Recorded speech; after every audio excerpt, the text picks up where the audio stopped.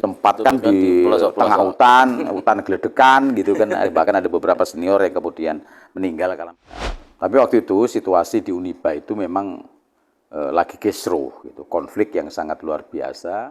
Randy itu bangun Uniba itu dari mana duitnya itu? Siapa di belakang ini? Saya cuma katakan bahwa saya punya Allah, saya punya Tuhan.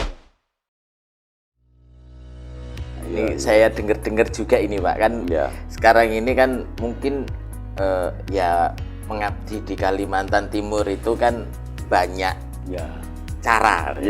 Saya dengar-dengar ini kan Bapak ada sedikit apa ya?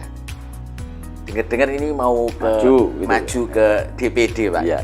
Kenapa DPD Pak? Soalnya ya gini, saya kan sebenarnya dulu ya masih muda lah gitu, umur kan memang aktif di dunia pergerakan gitu ya. Sebagai aktivis juga masuk di dunia politik gitu. Tapi kemudian sampai pada tingkat kesimpulan wilayah politik bagi saya sering sampaikan jaket politik itu terlalu sesak untuk kemudian saya bisa melakukan banyak hal untuk kepentingan masyarakat, sehingga kemudian saya memutuskan ya saya buka jaket politik yang ada dan kemudian saya totalitas waktu itu di dunia usaha dan kemudian totalitas di dunia pendidikan gitu. Fokus saya misalnya ke Uniba, ya saya relatif tidak mudah ikut di dalam kontestasi politik gitu ya lewat partai-partai gitu, dan saya lebih fokus ke akademisi dan di dunia usaha. Ada hal yang kemudian menarik bagi saya yang kemudian pada akhirnya saya berketetapan hati untuk menerima. Kenapa saya bilang menerima? Karena sejatinya saya ini didorong oleh teman-teman gitu, didorong oleh teman-teman itu untuk kemudian dengan berbagai macam penyampaian mereka, diskusi-diskusi dan sebagainya, sehingga kemudian sampai pada kesimpulan bahwa di Kalimantan Timur ini perlu penguatan posisi tawar secara politik gitu, khususnya di tingkat pengambilan keputusan di tingkat pusat gitu. Nah kemudian yang kedua, ini pusat pemerintahan Indonesia kan sudah mau suka tidak suka karena sudah keputusan politik negara pindah ke Kalimantan Timur, ya kan? Di mana Pak Jokowi bersama-sama dengan DPR, dan ini saya anggap sebagai bagian dari keputusan negara, sudah menetapkan wilayah kita sebagai ibu kota negara. Nah kalau kemudian orang-orang Kalimantan Timur tidak mempersiapkan diri dengan baik, ya khususnya dalam kaitan bagaimana membangun posisi tawar yang bagus, ya kemudian nanti ya jangan gersulo, jangan nyalahkan siapa-siapa kalau kemudian posisi strategis misalnya termasuk posisi politiknya itu di mau nggak mau kan, karena ada kosong gitu ya akhirnya kan nggak mungkin ini IKN ini kosong gitu kan, karena nunggu SDM yang ada di Kalimantan nggak mungkin memenuhi syarat, nggak mungkin kan ya, akhirnya kan masuk dari mana-mana. Nah kalau kondisi ini nanti kita cuma gersulo, kita ngedumel kita. Nah itulah kemudian pada akhirnya saya bilang setelah kita diskusi, saya siap untuk kemudian maju menjadi calon anggota DPD. Kenapa kemudian tidak di DPR? Nah kalau di DPR ini kan ya persoalannya banyak lagi itu. Dan saya orang yang tidak mau sebenarnya, bukan tipikal orang yang suka bersinggungan dengan sahabat, dengan teman, dengan saudara, dengan gitu. Khususnya dalam kontestasi secara politik gitu. Nah kalau partai politik kan di internal aja saya eker-ekeran, bahkan mungkin teman-teman gitu kan, belum lagi antar partai gitu. Sehingga ketika jadi itu sudah orientasi mereka bukan lagi kemudian untuk bagaimana secara totalitas memperjuangkan kepentingan rakyat kan gitu ya.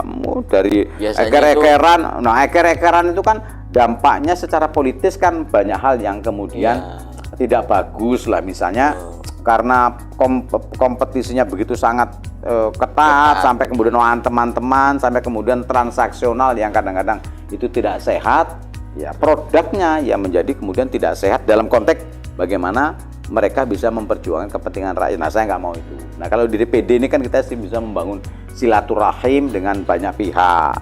Ya kita bisa tandem, kita bekerjasama, bisa berkolaborasi, bisa bersinergi dengan teman-teman dari partai, dengan calon-calon dari partai, sehingga kemudian kalau ya ketentuan Allah, ketetapan Allah bisa terhantarkan di sana, kita lebih bisa diskusi secara bersama-sama untuk bagaimana memperjuangkan kepentingan, mengartikulasi, mengagregasi kepentingan rakyat Kalimantan Timur gitu.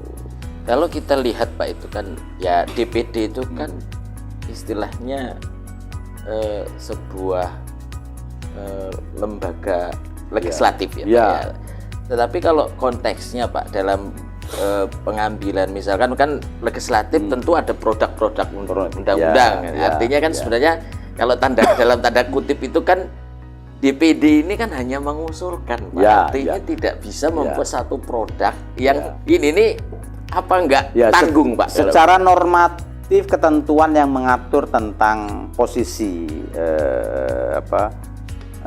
DPR dan kemudian di DPD memang seperti itu. Tapi kan sekarang ini teman-teman di DPD yang sekarang itu sudah berjuang bagaimana kemudian positioningnya secara politik itu DPD dan DPR harus setara.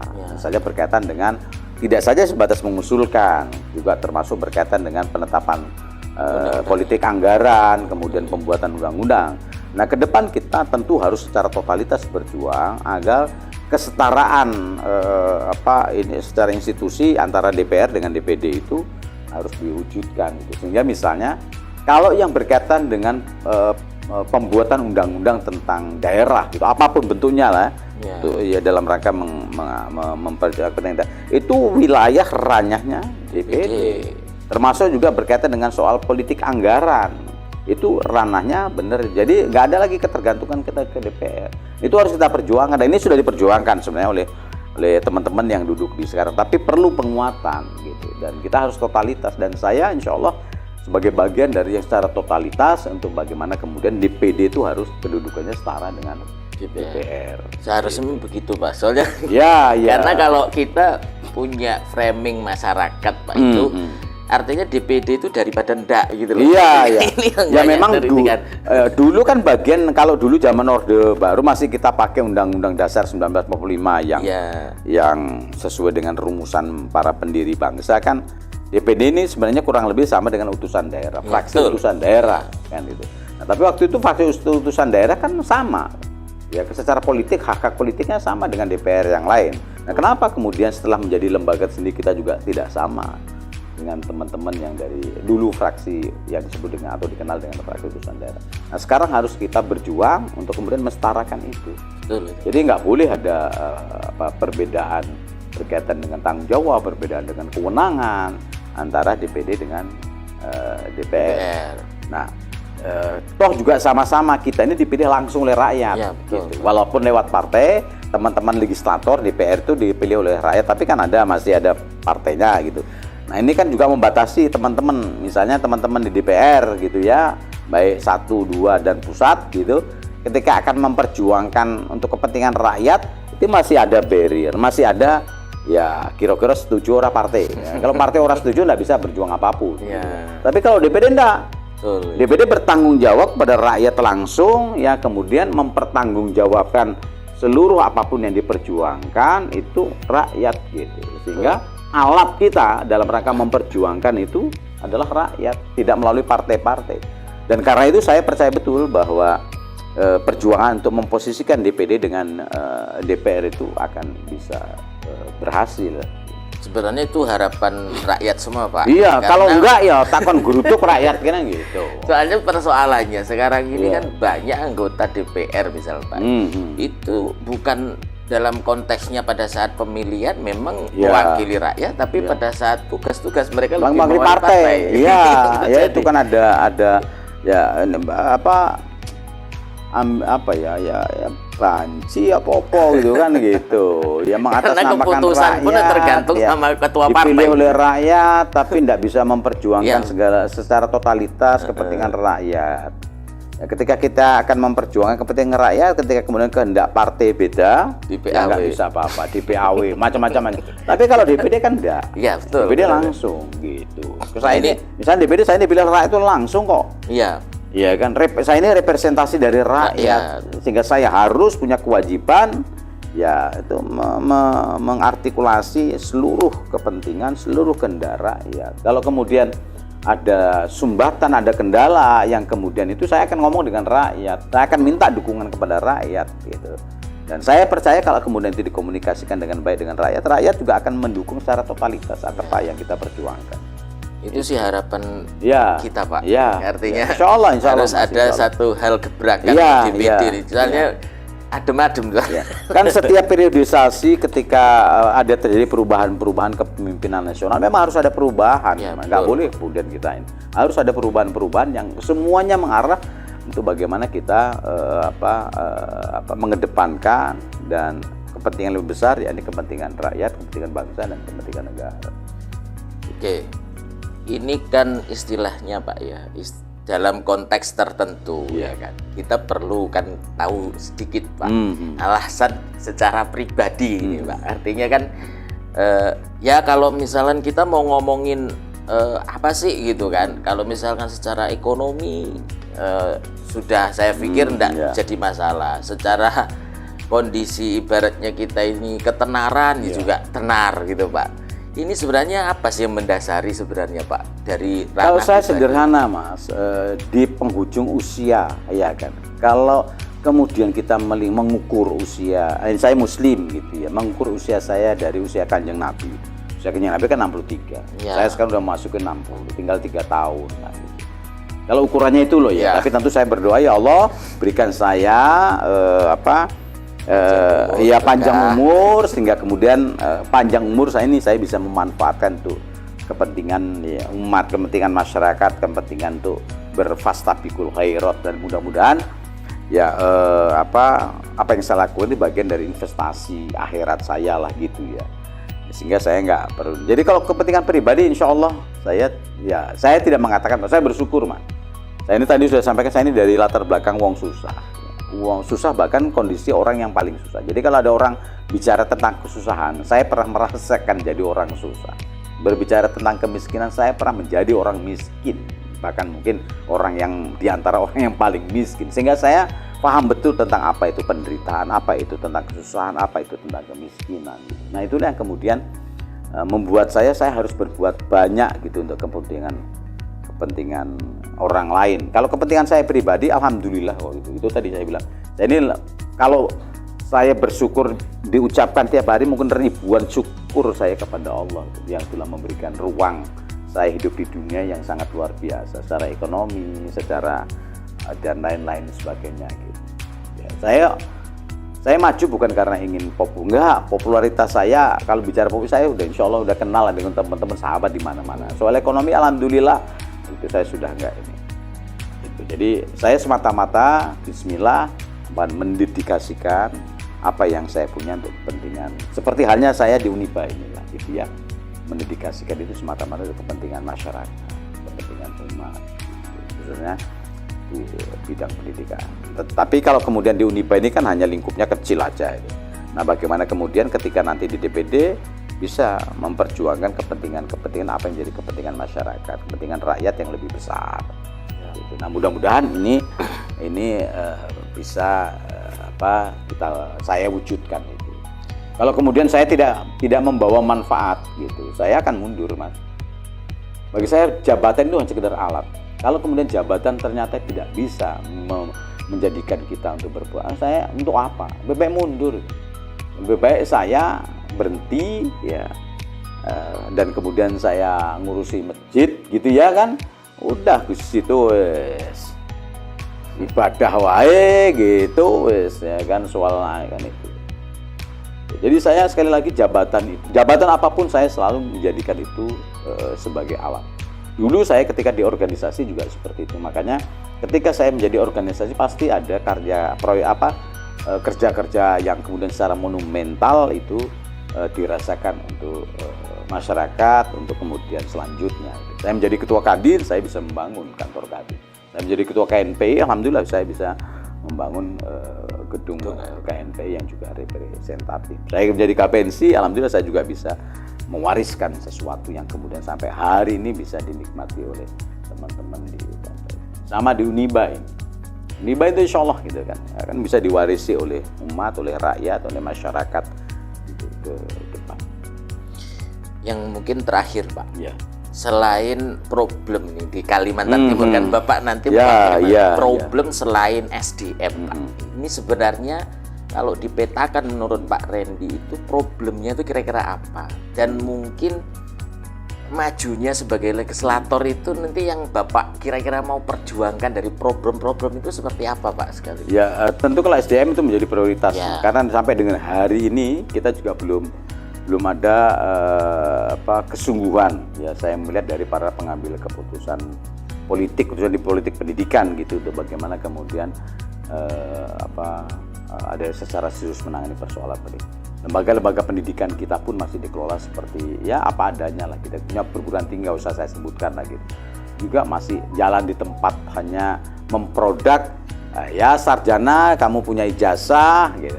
Hanya sebatas itu. Tapi tidak siap pakai. Ya tidak siap pakai. Kemudian SLTA kita sekolah-sekolah kejuruan juga, padahal ini misalnya berkaitan dengan IKN ini kan, ini ada ini dibuktikan loh. Dengan IKN ini kan kompetensi yang diperlukan sangat luar biasa. Tapi sekolah-sekolah kita juga masih mengelola pendidikan dengan cara-cara yang kemudian tidak atau belum bisa memenuhi apa yang menjadi kebutuhan itu. Sehingga saya tetap memprioritaskan.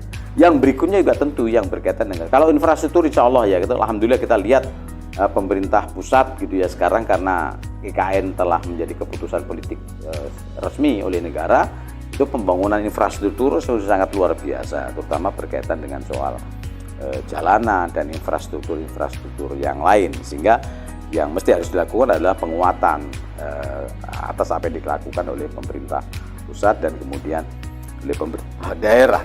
Tapi yang paling penting bagi saya diantaranya adalah selain dunia pendidikan adalah soal kemudian kepemimpinan di daerah ini. Kepemimpinan daerah ini perlu didorong untuk kemudian bisa membuat program-program strategis ya yang disejalankan dengan perubahan-perubahan yang sekarang ini berkembang, baik nasional maupun global gitu kan. Nah, karenanya ya kepemimpinan di daerah ini itu harus bisa menghasilkan sesuatu yang kemudian bisa menjadikan Kalimantan Timur ya, khususnya Kalimantan Timur ya, dalam waktu yang tidak terlalu lama itu, dan itu dibuktikan dengan rencana strategi pembangunannya itu bisa mengalahkan, bisa setara dengan daerah-daerah lain yang sekarang sudah maju. Jakarta, Surabaya, Jogja, kemudian daerah-daerah lain lah. Bahkan sekarang Sulawesi Selatan itu sudah luar biasa. Ya, Sulawesi Selatan itu membuat rencana strategis luar biasa. Ya, ini menyambut begitu sangat antusiasnya keberadaan IKN. Sementara kita kan di Kalimantan Timur masih seperti biasa-biasa saja dan menganggap tidak harus melakukan sesuatu pembangunan yang ada. Biarlah pemerintah pusat itu yang terjadi saat sekarang. Nah itu saya pada posisi DPD harus mendorong untuk kemudian bisa berkolaborasi dengan kepemimpinan di daerah ini, mulai dari gubernur, bupati, wali kota. Untuk kita nggak boleh hanya seperti ini, nggak boleh. Kita harus lebih progresif, kita lebih maju untuk kemudian mempersiapkan daerah kita menjadi daerah yang maju. Ya, kalau yang lain-lain variannya banyak sebenarnya, sektor-sektor pembangunan yang kemudian di samping pendidikan ya sektor-sektor yang bisa kita kembangkan gitu. Dan Kalimantan Timur potensinya luar biasa, misalnya sektor pariwisata. Ya, bayangkan kalau kemudian sampai 2045 nanti kan akan masuk sekitar 4 jutaan orang. Itu belum termasuk istri, belum termasuk anak. Karena akan ada ledakan populasi. Bukan karena kelahiran tetapi karena perpindahan. Dan itu kalau kemudian kita tidak siapkan, misalnya satu sektor pariwisata yang bagus, ya kan sayang kan. Padahal di Kalimantan Timur sektor pariwisata yang bisa dikembangkan itu luar biasa. Memang wisata budaya, wisata sejarah, wisata pantai dan sebagainya luar biasa. Dan itu potensi yang bisa membangun kekuatan ekonomi sendiri bagi daerah ini. Memang kalau pariwisata agak sedikit kurang, Pak. Iya, memang ya itu tadi kan ya saya nanti membantu kepala daerah, terus saya membantu baik gubernur, saya kan coba identifikasi kemudian di list gitu ya potensi pariwisata yang perlu dikembangkan, yang kemudian ada keberpihakan secara konkret dan jangan tanggung-tanggung berkaitan dengan politik anggaran gitu. Karena memang tetap saja bangsa kita ini kan, warga kita, masyarakat kita ini kan orang masyarakat yang paternalistik, sehingga kemudian kalau untuk kemudian dirangsang untuk berinisiatif sendiri tanpa kemudian dukungan pemerintah, ya iso, tapi kan agak lamban. Tapi kalau kemudian pemerintah menjadi leader, pemerintah menjadi yang memandegani, ya kemajuan itu akan jauh lebih maju. Misalnya tidak usah ngasih duit, enggak, tapi misalnya di bidang regulasi, diregulasi saja, misalnya diberikan insentif, diberikan kemudian kemudahan-kemudahan di dalam proses perizinan investasi, pajak misalnya jangan dulu diambil, nanti ketika sudah ini baru diperhitungkan. Banyak hal yang secara regulatif bisa dilakukan oleh pemerintah ini, sehingga kemudian orang luar, investor terutama rame-rame berinvestasi di daerah kita. Ya, contoh kita kan bisa ngambil contoh bagaimana Jogja, bagaimana Malang, misalnya bagaimana itu. Saya sering memberikan gambarannya gini, Jogja itu orang dua apa loh. Ya. Kalau misalnya yang menjadi ikon itu Borobudur dan Prambanan, walaupun itu bukan di Jogjanya, ya, paling banter orang ke Jogja itu ya, mungkin 5 tahun sekali aja kalau hanya mau melihat Borobudur sama Prambanan misalnya. Tapi sekarang kenapa kemudian hampir tiap saat gitu ya, mungkin hitungan detik gitu, orang datang ke Jogja tuh plek-plek di Jogja. Apalagi sudah tahun ajaran baru, ya kan? Itu luar biasa. Nah, dampak dari itu apa? Sekarang ini objek wisata di Jogja kan bukan cuma Borobudur dan Prambanan, sampai ke kampung-kampung dijadikan desa wisata, kampung wisata. Kan luar biasa itu. Nah, ekonomi bertumbuh dengan dasar dengan suatu luar biasa, ketahanan ekonomi itu luar biasa, dan ketahanan ekonomi di daerah ini itu tidak bergantung kepada kegiatan ekonomi di luar dari itu, luar biasa. Nah, kalau kita ini sekarang ekonomi kita tergantung kan tambang. Ya kalau misalnya tambangnya habis nanti, aduh. Ya kemudian migasnya habis, dan kita pernah mengalami situasi itu ketika kemarin kan tambang drop gitu. Waduh, daya tahan ekonomi kita melemah, kemampuan daya beli masyarakatnya turun, mal-mal semuanya ya kan hancur. Iya kan? Itu problem kita. Padahal kalau kita lihat itu kalau sekitar tahun berapa 2015 Pak ya, itu kayak Kukar aja Pak, satu kabupaten PAD-nya itu dibandingkan dengan Jogja satu provinsi itu kalah Pak. Betul. Cuman memang sekarang ya karena memang kita mungkin kalau yang di Kalimantan itu banyak dininabobokan dengan. Nah kalau berkaitan dengan pendekatan APBD, sekarang kita lihatlah APBD Kukar itu seperti jenengan sampaikan tadi tahun 2015 luar biasa lagi. Tapi sekarang setelah kemudian regulasi mengatur sedemikian rupa sehingga kemudian besar APBD tidak seperti itu. Apakah kemudian ketahanan ekonomi masyarakat Kukar kuat? Enggak orang. Iya kan? Daerah-daerah lain kuat enggak. Nah, ini yang perlu harus kita pikirkan secara bersama-sama. Jadi kekuatan ekonomi harus kita giatkan sedemikian rupa, tapi ada sektor utama yang harus menjadi core dalam kehidupan ekonomi di suatu daerah, sehingga implikasinya kita bisa mengeksploitasi potensi ekonomi yang lain, sektor pariwisata, kemudian nanti sektor-sektor apa yang lain gitu kan. Kemudian dari sektor pariwisata tumbuhlah kreativitas yang sangat luar biasa. Kalau kita lihat sekarang kayak di Jogja, di Malang misalnya kan, Malang itu waduh luar biasa tingkat kreativitas berkaitan dengan UMKM gitu kan. Sekarang hampir semua keripik ya macam-macam itu, sampai apapun bisa dijadikan keripik dan enak-enak dan dikemas dengan sedemikian rupa. Bahkan sekarang ini mereka mengekspor ke negara lain itu partai besar gitu ya, yang silahkan nanti di negara itu dikemas dengan made in mereka nggak apa-apa, dan itu kemudian sekarang diikuti daerah-daerah. Nah, di Kalimantan Timur itu kan letaknya strategis, lebih strategis Kalimantan Timur daripada misalnya di Jawa loh Mas ya. Misalnya dari sisi transportasi. Balikpapan misalnya, mau lewat udara bandaranya luar biasa besar. Mau lewat laut pelabuhannya luar biasa. Samarinda juga begitu. Berau juga sama, Tarakan juga sama, luar biasa.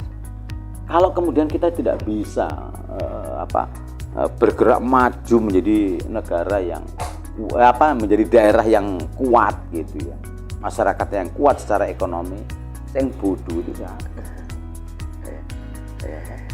Ya mungkin ini satu hal Pak yang mungkin nanti bisa diinikan untuk ketika Bapak menjadi DPD ini harus potensi-potensi harus, karena kadang posisinya begini Pak, kalau tidak ada yang buka jalan berpikir itu kadang orang yang penting apa adanya sekarang lah gitu. Saya enggak mau menjadi bagian yang rakyat sebut apakah di DPR apakah di DPD sama lah, yang kemudian 4 atau 5D gitu. Datang diam, duduk, terus apa duit. Akhirnya terima duit Pak. Terima duit. Saya nggak mau bagian seperti itu. Kalau mohon maaf, kalau kaitannya dengan duit piro sih, ya kan. Betul Pak. Kalau ukurannya itu insya Allah lah gitu, mungkin saya lebih banyak. Kalau hitungannya bulanan gitu ya.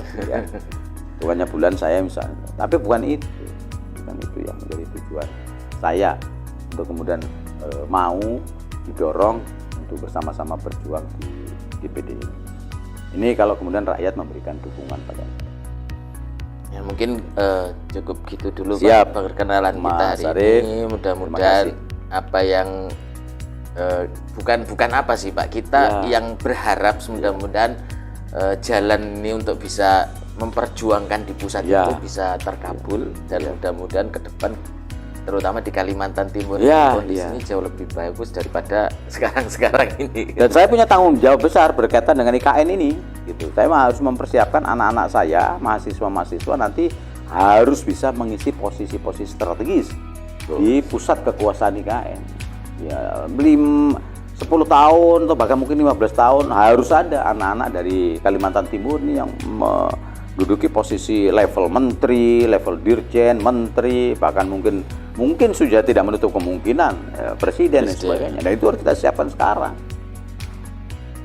Jadi saya berpikir untuk tidak saja 25 tahun ke depan, tapi sampai pada 50 bahkan mungkin 100 tahun anak-anak kita harus kita siapkan betul sekarang.